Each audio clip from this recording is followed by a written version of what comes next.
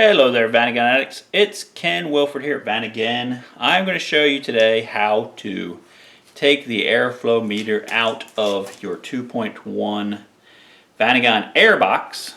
Okay, so this is the air box for the 2.1 Vanagon. This is the airflow meter for the 2.1 Vanagon. Okay, it's mounted to it.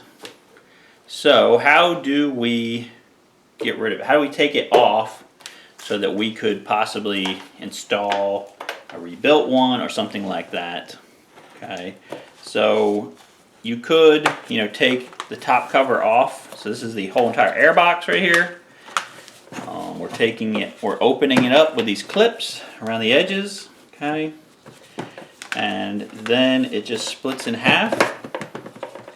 Go ahead and do that. You've got your air filter in here. So if you want to replace the filter, that would be a good time to do that. We're getting rid of the lower half here. Alright, so now we have our airflow meter here. Looks like this one, particular one, they've basically took the cap cover off for whatever reason. I'm going to be sending it in to get rebuilt. You can see kind of how this thing works here. Let me see if I can zoom in on it a little bit so you can kind of see what's going on with this. Let's see here. Okay, this is the mechanism. You've got this little thing that goes back and forth. So inside of here, there's a little door that as the air is coming in, okay, it's moving, and it's moving this little needle here that's going on these carbon tracks, okay. And what can happen over time, and it's kind of like a potentiometer, right? As this moves, the Bentley says resistance varies. Over time, these potentiometer tracks can get worn out, and you'll have dead spots where it won't be reading anything. That'll throw off your fuel injection mixture, and sometimes as it's moving, there's like a sympathetic vibration going on that's causing it to change. The computer has a heart attack with that and causes what they call Vanagon syndrome. Okay, so I'm not really here to teach you how to repair Vanagon syndrome. What we're really worried about is, okay, I have a rebuilt airflow meter. I want to, replace this one with a new one, a rebuilt one. How do I, get this thing off of here? Okay, now that I know what it is and I want to replace it, how do I get it out of here? So this upper cover here comes off, just like that. Okay, now you have access to the bolts. There's 4 bolts in here that hold this thing on. Okay, so once you take that upper cover off, it just comes off like the top of your Tupperware dish at your house.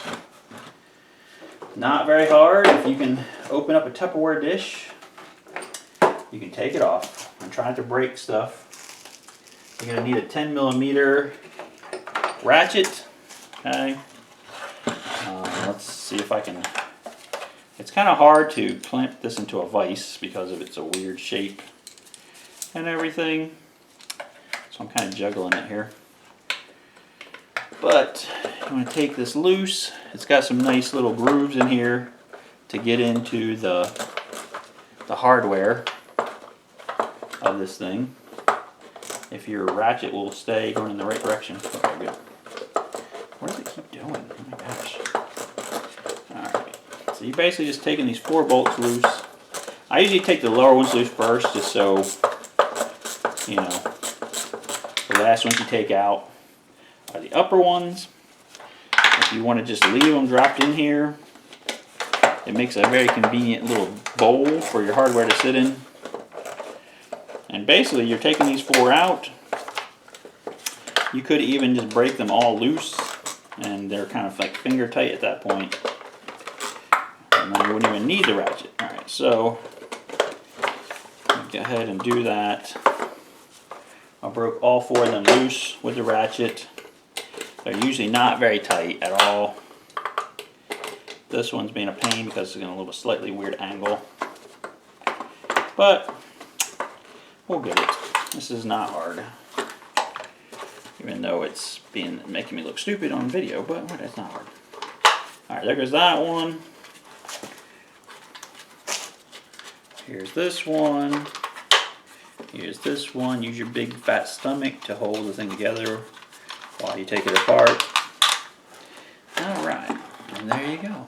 Okay, so now that comes off, there is a square seal here that you can see that still kind of got stuck to this when it came off.